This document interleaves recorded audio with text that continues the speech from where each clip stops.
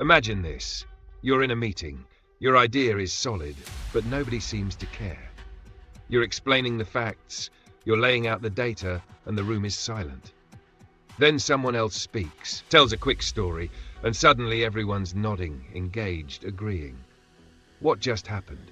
They didn't have better information than you. They had better storytelling. And storytelling is the cheat code for persuasion. Now, before we dive into these frameworks that persuade instantly, let me throw a hook at you. There's one storytelling trick that world leaders, marketers, and even cult recruiters all use. And once I show it to you, you'll start spotting it everywhere. I'll reveal that in a second. But first, let's build the foundation so when you hear it, it hits harder. Here's the uncomfortable truth. Humans are not persuaded by logic alone. If we were, nobody would smoke, everyone would exercise, and every diet book would work. Facts rarely change behavior. Stories do. They bypass the analytical brain and plug straight into emotion. And emotion drives decisions. Let me prove it. Think of a charity ad. If they told you millions are starving worldwide, you'd nod and scroll on. But when they tell you about one little girl named Aisha who hasn't eaten in 3 days and just wants to go to school, suddenly your wallet is halfway out. Why? Because a single, vivid story overwhelms cold statistics. And that's exactly why you need storytelling frameworks. Not random anecdotes. Frameworks. Repeatable patterns you can deploy whenever you need to persuade. And we're going to break them down step by step. But let me challenge you right here, because I don't want you watching this passively. Don't just nod along. I want you to take notes. What I'm about to share can literally shift how people respond to you at work, in relationships, even online. So write it down. And while you're at it, comment below. What's your biggest struggle with persuasion right now? No judgment. I've probably done worse.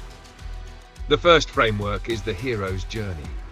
You've heard of it, maybe from movies, but you've underestimated how powerful it is in everyday persuasion. Every great story has a hero, a challenge, a guide, a struggle, and a resolution. And if you can cast your idea, your product, or even yourself into this shape, you win attention. You don't have to explain every detail. You just need to set up the arc. Here's where I started. Here's the struggle. Here's the breakthrough. Here's the lesson. That's it. People lean in because their brain knows how this story is supposed to feel. But here's the thing most people miss. You don't always have to be the hero. In fact, it's often stronger if you make your audience the hero. You become the guide. Think Yoda, not Luke. If you're pitching an idea, position it like this. You're the one facing this challenge. Here's the path, and I'll show you the tool that gets you through.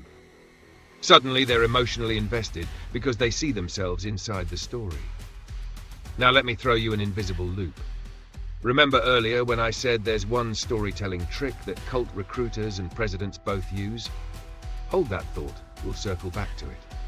You'll see why it works once we cover these other frameworks. The second framework is contrast storytelling. The human brain craves contrast. No light without darkness. No triumph without failure. So if you want persuasion, you can't just say, this works. You have to paint what happens if nothing changes. The before and after frame. I used to struggle with constant anxiety, then I discovered this one technique. You build tension by showing what's at stake. Think of Steve Jobs. When he introduced the first iPhone, he didn't just say it's a phone. He said an iPod, a phone, and an internet communicator. Are you getting it? These are not 3 separate devices. This is one device. He built contrast against everything people knew and then collapsed it into something revolutionary. That's persuasion through contrast. And speaking of contrast, comment below, still watching if you've made it this far. I'm taking notes on the real ones. Seriously. These frameworks only work if you practice them, and staying through is your practice. Now the third framework is the curiosity gap. This is where persuasion happens instantly, because curiosity is almost impossible to resist. It's why clickbait headlines exist. You won't believe what happened next. Even if you hate it, part of you wants to click. Used ethically, curiosity makes your message magnetic. You start by giving part of the story, but holding back the key detail. There's one phrase that gets people to instantly trust you. I'll share it, but first let me explain why it works. That's a curiosity gap. And here's where you can weave it into persuasion. Instead of dumping your entire idea at once, seed curiosity.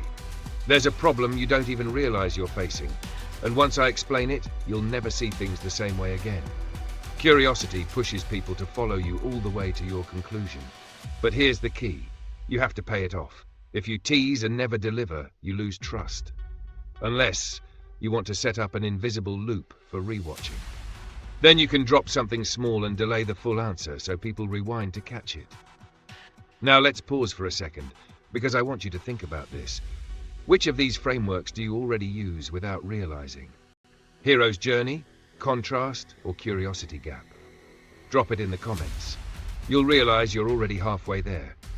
And remember that hook from earlier, the one I promised I'd show you? That cult leaders and world leaders both use? Here's the trick. It's us versus them storytelling. You create a villain, a common enemy, someone or something your audience can unite against. It could be traditional competitors, the old way of thinking, or the system that's holding you back. When you create a shared villain, your audience bonds tighter with you. Now, I know what you're thinking. Isn't that manipulative? It can be. But like any tool, it depends how you use it. You can unite people against harmful habits, against limiting beliefs, against broken systems. You don't have to target a person. The framework is about contrast and shared identity, and it's one of the most powerful persuasion techniques in existence. Which brings me to something most people overlook. You don't need to invent new frameworks every time. You recycle them. Watch any TED Talk and you'll spot hero's journey, contrast, curiosity, and villain set up again and again. The speakers aren't winging it. They're deliberately using frameworks. And if you're serious about leveling up your persuasion, you need to practice spotting these in the wild. Next time you watch an ad, a politician, or even a viral TikTok, ask yourself, which framework is this? That awareness is your first step to mastery.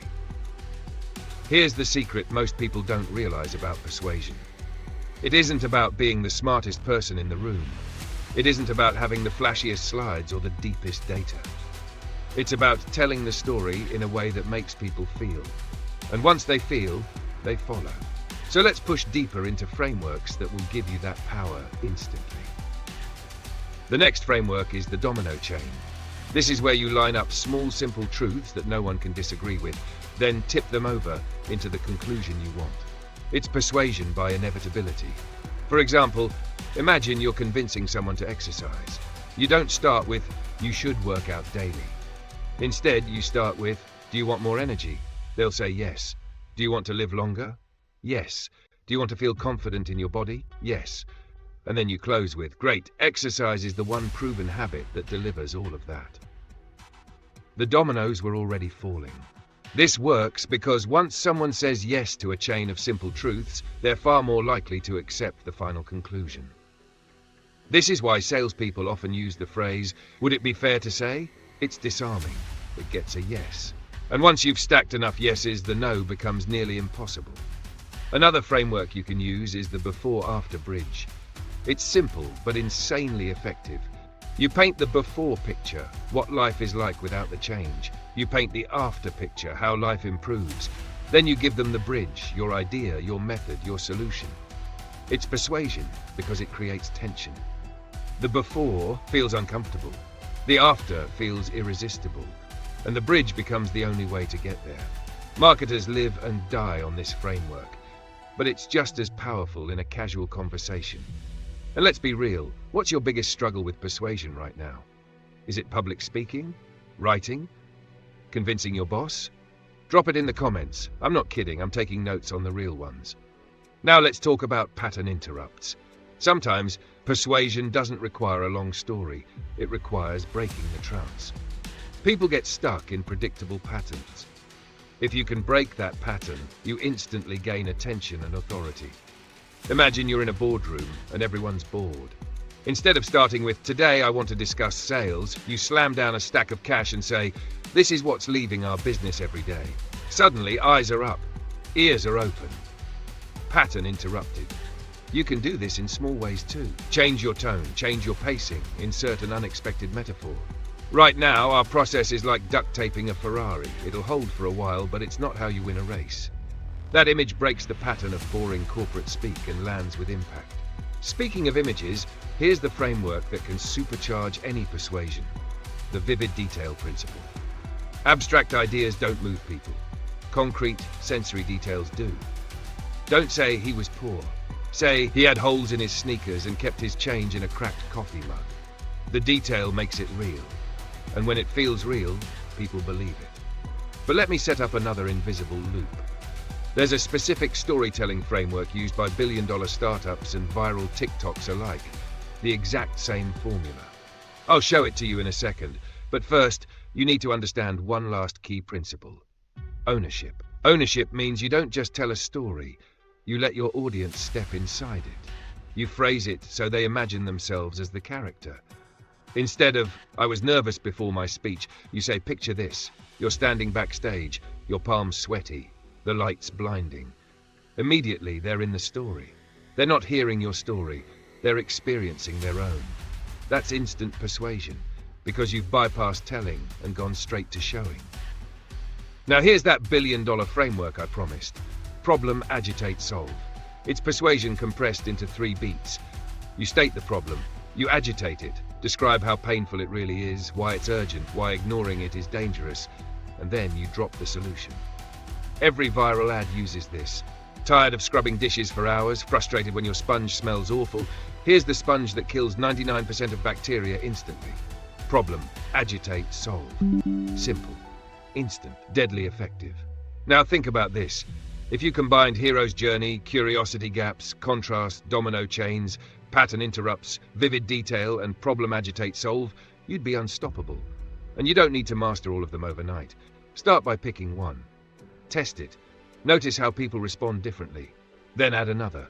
You'll layer persuasion like armor. Let me remind you, don't just watch this and scroll away. Take notes. That's how you'll remember. And if you're still here, comment "still watching." It sounds silly, but it signals to me you're serious. And here's the final invisible loop. Earlier I said there's one export setting I used that doubled my watch time. I forgot to explain it, but I'll tell you in another video. That's why you should subscribe, so you don't miss it. So next time you want to persuade instantly, don't just recite facts. Don't just argue harder. Use these frameworks. Wrap your message in story, emotion, and vivid imagery. That's how you move people. That's how you win attention. And that's how you persuade instantly. Subscribe if you learned something today, and let me know in the comments, if your channel or your message was a serial, what would it be called? I can't wait to read these.